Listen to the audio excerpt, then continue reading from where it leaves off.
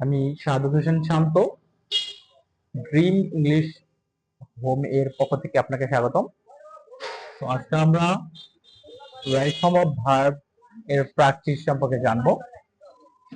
অর্থাৎ আমরা এর আগে রাইট ফর্ম অফ ভার্বের নিয়ম শিখেছি, তো এখন আমরা এগুলো প্র্যাকটিস করতেছি। ইনশাল্লাহ পরীক্ষার আগ পর্যন্ত প্র্যাকটিস চলবে এবং নেক্সট ভিডিওতে আপনারা ইনশাল্লাহ এটার প্র্যাকটিসের পাশাপাশি রাইটিং পার্টের যে প্র্যাকটিস গুলো এবং শর্টকাট যে নিয়মগুলো, টেকনিক গুলো, কিভাবে রাইটিং পার্ট গুলো লেখা যায়, একটার মাধ্যমে 10টা বা 15টা লেখা যায়, এই নিয়মগুলো ইনশাল্লাহ আমরা নেক্সট ভিডিওতে দেখবো। ওকে, আসলে রাইট ফর্ম ভার্ব, রাইট ফর্মের ভার্বের আমরা নিয়মগুলো আসলে একাধারে মুখস্থ করে ফেলি। আসলে শুধুমাত্র আমরা যদি রাইট ফর্ম ভার্বের নিয়মগুলো মুখস্থ করেই শান্ত থাকি, তাহলে আমরা প্র্যাকটিসের ক্ষেত্রে আমরা এটা ক্লিয়ারলি মার্কস পাবো না। এই জন্য রাইট ফর্ম ভার্বের নিয়মগুলো পড়ার পাশাপাশি আমাদেরকে অবশ্যই প্র্যাকটিস করতে হবে। কারণ দেখা গেছে যে আমি নিয়ম জানি কিন্তু ওয়ার্ডের অর্থ জানি না, তাহলে আমাদের হবে না। এই জন্য আমাদের প্র্যাকটিস করতে হবে, আর যত বেশি আমরা প্র্যাকটিস করবো ইনশাল্লাহ তত বেশি আমরা এটার প্রতি পারদর্শী হব। So okay, let's go on a practice of right form verb. So এখানে যে রাইট ফর্ম ভার্বের প্র্যাকটিসটা দেওয়া হয়েছে, এইটা মূলত হচ্ছে যশোর বোর্ড 2017 সালে এসেছিল এসএসসি পরীক্ষার মধ্যে। তো আমরা এটা নিয়ে আজকে আলোচনা করব এবং প্র্যাকটিস করব। আচ্ছা, এখানে প্রথমত আমরা যখন রাইট ফর্ম ভার্ব করব তখন প্রথমত উপরের যে অংশগুলো দেয়া থাকবে, যে ওয়ার্ড গুলো দেয়া থাকবে, সেই ওয়ার্ড গুলো সম্পর্কে আমরা একটু জানবো। ফার্স্ট এখানে দেওয়া আছে বি। আসলে বি বলতে এখানে কি বোঝাচ্ছে? বি বলতে এখানে বুঝাইতেছে, অর্থাৎ বি ভার্ব যেগুলো, বি ভার্ব হচ্ছে am is are, was, were. Be verb কোনগুলো? অ্যামিজার, ওয়াজ, ওয়্যার, বিন, এগুলো হচ্ছে বি ভার্ব হিসেবে ব্যবহার করা হয়। এরপরে আছে ট্রিম্বল। ট্রিম্বলটা হচ্ছে প্রেজেন্ট ফর্ম আছে, এটার past form trembled, trembled past participle form, এগুলো আমাদেরকে জানতে হবে। আচ্ছা, ট্রিম্বল মানে হচ্ছে কম্পন বা হচ্ছে কাঁপিত হওয়া বা কেঁপে ওঠা, শিউরিত হওয়া।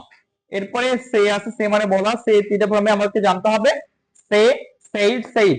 এরপরে আক্স, আক্সেরও তিনটা ফর্ম আমাদেরকে অবশ্যই জানা থাকতে হবে। সেটা হলো আক্সের তিনটা ফর্ম হচ্ছে আক্স, আক্সড, আক্সের বাকি দুইটা আক্সড আর হচ্ছে আক্সড। এরপরে হ্যাভ ভার্বের হ্যাড, হ্যাড, হ্যাড, অর্থাৎ present form have, past form হচ্ছে হ্যাড এবং পাস্ট পার্টিসিপল ফর্মও হ্যাড হয়। এরপরে আসলো কাম। আচ্ছা, কামের তিনটে ফর্ম হচ্ছে কাম, কিম আর হচ্ছে কাম। এইভাবে যদি আমরা কোরসে যাই, কোরস মানে কি? কোরস মানে যে পার হওয়া বা হচ্ছে অতিক্রম করা। তো ক্রোসের তিনটে ফর্ম হচ্ছে, এটা হচ্ছে এক নম্বর ফর্ম আছে, এর দুই নম্বর ফর্ম হচ্ছে ক্লোজড এবং তিন নম্বর ফর্মও ক্লোজড।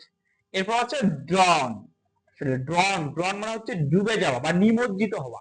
ড্রন মানে ডুবে যাওয়া বা নিমজ্জিত হওয়া। আসলে এই ড্রন এর দ্বিতীয় ফর্ম হচ্ছে ড্রন এবং তৃতীয় ফর্ম হচ্ছে ড্রন।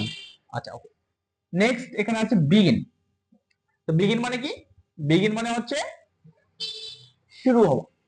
ওকে, বিগিন মানে শুরু হওয়া। তাহলে শুরু হওয়ার এর তিনটা ফর্ম হচ্ছে বিগিন, বিগেন, বিগান। ওকে, নেক্সট আমরা দেখি হচ্ছে নো। নো মানে হচ্ছে জানা, এর সেকেন্ড ফর্ম হচ্ছে নিউ এবং থার্ড ফর্ম হচ্ছে নন। আচ্ছা, তাহলে আমরা এই যে রাইট ফর্ম ভার্বের যে ক্লুগুলো দেয়া রয়েছে, যে ওয়ার্ড গুলো উপরে দেয়া থাকে, সেই ওয়ার্ড গুলো সম্পর্কে আমরা জানলাম। আমাদের প্রথম কাজ হচ্ছে এগুলো সম্পর্কে জেনে নেওয়া। এরপরে হচ্ছে গ্যাপ কি আছে, এই গ্যাপ গুলো আমরা যখন কমপ্লিট করব, আসলে সরাসরি একটা করে ওয়ার্ড দেবো না, গ্যাপটা আমরা চেষ্টা করব পূর্বের যে অংশ আছে এবং পরের যে অংশ আছে এটা পুরোটাই পড়তে হবে, তাহলে আমাদের গ্যাপটা ভুল হওয়ার সম্ভাবনা থাকবে না। ওকে, অর্থাৎ এই যে একটা সেন্টেন্স, এটা পুরোটাই পড়তে হবে, পড়লে সম্ভাবনা থাকবে না ভুল হওয়ার। আর যদি আমরা শুধুমাত্র এই যে গ্যাপটুকু, আগেরটুকু পড়ি, গ্যাপটুকু যদি পূরণ করার চেষ্টা করি, তাহলে অনেক সময় আমাদের ভুল হতে পারে। এই জন্য পুরোটাই আমরা পড়ার চেষ্টা করবো ইনশাল্লাহ। আচ্ছা, ফার্স্ট ওয়ান আমরা একটু খেয়াল করি। এখানে লেখা আছে ওয়ান ডে স্কলার। আচ্ছা, স্কলার মানে কি? একজন বিজ্ঞ ব্যক্তি বা অভিজ্ঞ ব্যক্তি বা বিজ্ঞ। একজন স্কলার কি করেছিল? আসলে একটা নদী বোর্ডের দ্বারা, অর্থাৎ বা বোর্ডের মাধ্যমে, বোর্ডের মাধ্যমে, বোর্ড বলতে এখানে বোঝাচ্ছে হচ্ছে নৌকা। তো এই বোর্ডের মাধ্যমে নৌকা কি করতে, নদী কি করতেছিল? অবশ্যই পার হচ্ছিল।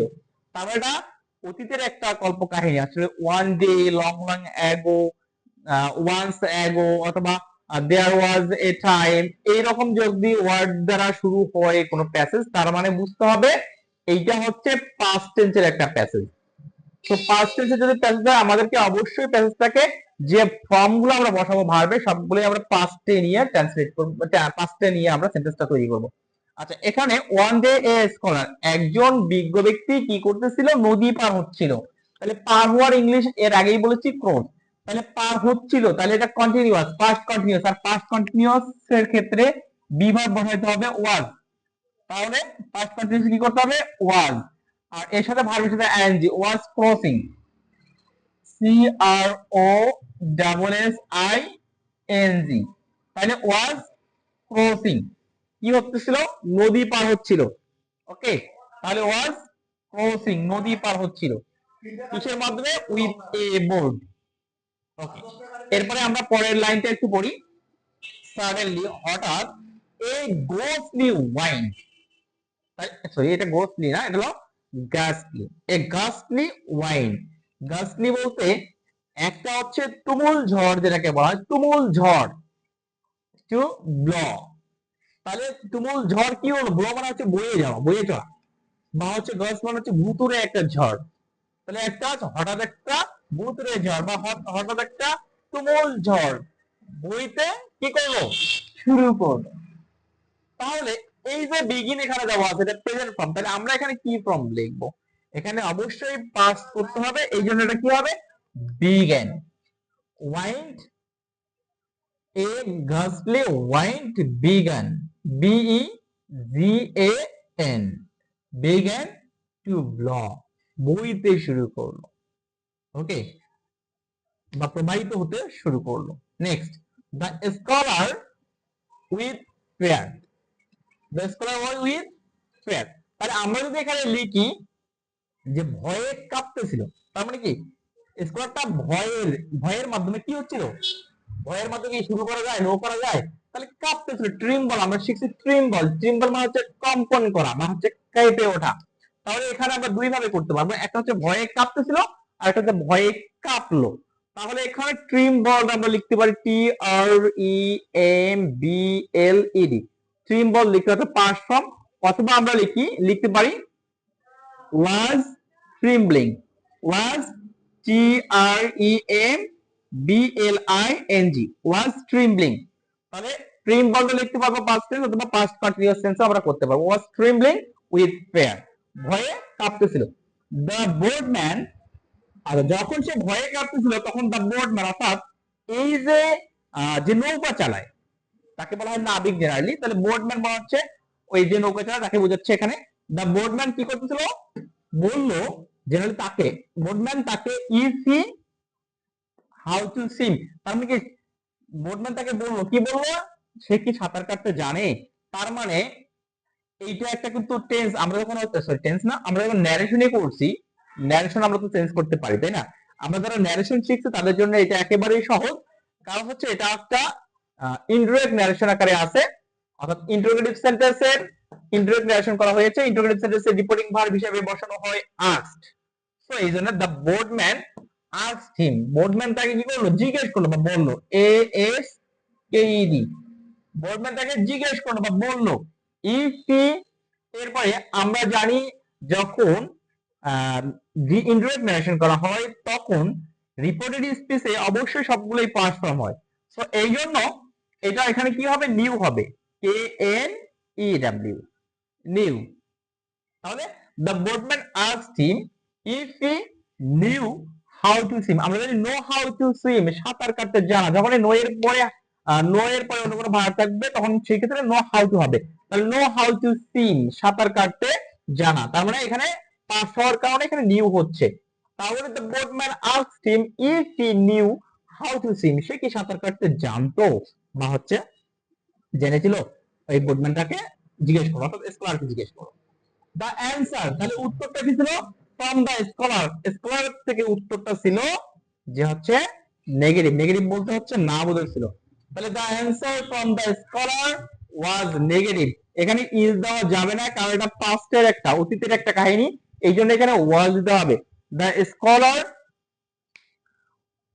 the answer from the scholar was negative.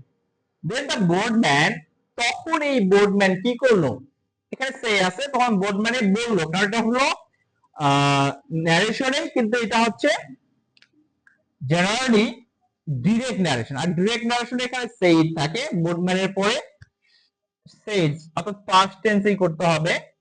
The boardman said, তখন boardman বলল, ভেরি সুন, দ্রুত, ইউ আর গোয়িং টু, আমরা কি করতে যাচ্ছি, আসলে টু এর পরে ভার্বের সবসময় বেস ফর্ম হবে, তাহলে টু এর পরে কি হবে, আমরা দ্রুত কি হচ্ছে, যেহেতু ঝড় উঠছে, তার মানে বোটম্যান তাকে কি বলতেছে, যে আমরা দ্রুতই ডুবে যাচ্ছি বা নিমজ্জিত হতে যাচ্ছি, পানির নিচে নিমজ্জিত হতে যাচ্ছি, কারণ ঝড়ের কারণে দেখা গেছে বোট নদীতে ভালো চলতে পারে না, জেনারেলি হচ্ছে উল্টে যেতে পারে, এই জন্য সেই বোটম্যান বলতেছে আমরা দ্রুতই কি হচ্ছে, নদীতে ডুবে যাচ্ছি বা নিমজ্জিত হতে যাচ্ছি। এই জন্য ডোবার ইংলিশ আমি বলছিলাম ড্রাউন, GROWN, ড্রাউন, এইটা ভার্বের বেস ফর্ম, GROWN, ড্রাউন। তাহলে soon, very soon you are going to drown, তাহলে তুমি দ্রুতই কি হতে যাচ্ছ, নিমজ্জিত হতে যাচ্ছ, কারণ তুমি যেহেতু সাঁতার জানো না, আগে কিন্তু জিজ্ঞেস করছে যে আপনি কি সাঁতার জানেন, তখন সে কি বলছে যে না আমি সাঁতার জানি না, তখন সে এই বোটম্যান বলতেছে আপনি দ্রুতই কি হতে যাচ্ছেন, নিমজ্জিত হতে যাচ্ছেন বা ডুবে যাইতেছেন। এরপরে you a lot of knowledge, তাহলে এখানে ওই যে ফিশারম্যান না, এখানে বোটম্যান তাকে এখন বলতেছে you had a lot of knowledge, আপনার প্রচুর পরিমাণে জ্ঞান রয়েছে। ওকে, ইউ হ্যাভ, অথবা এটাকে আমরা লিখতে পারি ইউ ক্যান হ্যাভ, আপনার অনেক জ্ঞান থাকতে পারে, তাহলে ইউ হ্যাভ, আপনার জ্ঞান রয়েছে, অনেক জ্ঞান রয়েছে, অথবা ইউ ক্যান হ্যাভ, আপনার অনেক জ্ঞান থাকতে পারে, বাট ইট ইজ, কিন্তু, সরি ইট ইজ না, it to use at this moment, এই মুহূর্তে, এখানে আর কি আছে আমরা একটু খেয়াল করি, এইটা লেখানো শেষ, তাহলে এখানে কাম আছে, অতিরিক্ত আর কাম আছে, তাহলে ইট উইল নট কাম, ইট কারণটা আপনার অনেক জ্ঞান থাকতে পারে কিন্তু এটা কোনো কাজে আসবে না, এই মুহূর্তে কোনো কাজে আসবে না, আর ইংলিশ হচ্ছে it will not come to use, তাহলে it will not come to use at this moment, কিন্তু এইটা এই সময়ে এখন কোনো কাজে আসবে না। তাহলে এই যে এই গল্পটা, আসলে এই গল্পটা একটা বোটম্যান আর হচ্ছে একটা স্কলারের মধ্যে গল্প হচ্ছিল, আসলে এটা একটা পোয়েম ছিল, সেই পোয়েমটা আমরা অনেকেই পড়েছি অনেকেই পড়ি নাই। তো পোয়েমটা হলো একটা স্কলার আর একটা বোটম্যান নদী পার হচ্ছিল, তখন অল্পতেই মানে বিভিন্ন কথা বলে ইয়াকে ক্ষিপ্র করছিল, অর্থাৎ বোটম্যানকে ক্ষিপ্র করতেছিল, যে হচ্ছে তুমি কি সূর্য সম্পর্কে জানো, নদী সম্পর্কে জানো, পাহাড় সম্পর্কে, মানে বিভিন্ন ধরনের কোশ্চেন করছিল। তখন এই বোটম্যান বলছিল না আমার তো এই সম্পর্কে জ্ঞান নেই, তখন এই বোটম্যান বলছিল তোমার তো সব জীবনটাই বৃথা, মানে 16 আনা জীবনের মধ্যে 12 আনা লাস্ট 16 আনা লাস্ট, অর্থাৎ 4 আনা 12 আনা এইভাবে, 8 আনা 4 আনা 12 আনা এইভাবে বলতেছিল। তখন যখন এরপর কিছুক্ষণ পরেই নদীর মধ্যে ঝড় যখন ওঠে, তখন বোটম্যান, তখন এই যে স্কলার সে কাঁপতেছিল, তখন বোটম্যান তাকে বলে যে আপনি কি সাঁতার জানেন, তখন স্কলার বলতেছে না, তখন সেই বোটম্যান উল্টা বলতেছে আমার না 12 আনা পর্যন্ত জীবনটা নাই, মানে অযথা, কিন্তু আপনার এই মুহূর্তে আপনার জীবনটা 16 আনায় বৃথা, আপনি সবকিছু জানেন কিন্তু সাঁতার জানেন না, কিন্তু এই মুহূর্তে এই যে এত কিছু জানাইও আপনার কোনো লাভ হচ্ছে না, এই সম্পর্কে মূলত একটা গল্প। সো ওকে, এইভাবে আমরা যদি প্র্যাকটিস করতে পারি, গল্পগুলো জেনে জেনে যদি আমরা প্র্যাকটিস করতে পারি এবং পড়ে পড়ে প্র্যাকটিস করতে পারি, তাহলে ইনশাআল্লাহ আমরা রাইট অফ ভার্বের মধ্যে যে মার্কস রয়েছে 5 মার্কস, এই 5 মার্কই পাবো। এরপরে যারা ক্লাস এখন বর্তমানে যারা নতুন সিলেবাসের মধ্যে যারা পড়তেছো, অর্থাৎ এখন যারা ক্লাস 9 এবং 10, অর্থাৎ যারা 26 সাল বা 27 সাল বা 28 সালে এদিকে পরীক্ষা দেবে, তাদের জন্য এখানে রাইট অফ ভার্বের মধ্যে 10 মার্ক, এই জন্য এই প্র্যাকটিস গুলো খুবই ইম্পর্টেন্ট। তো আপনারা এই যে প্র্যাকটিস গুলো, রাইট ফর্ম ভার্বের প্র্যাকটিস গুলো একটু বেশি বেশি করে করবেন এবং আপনারা পারলে এগুলো একটু শেয়ার করবেন, তাহলে দেখা গেছে আপনাদের মাধ্যমে অন্যরা উপকৃত হলো আর কি। ওকে, থ্যাংক ইউ।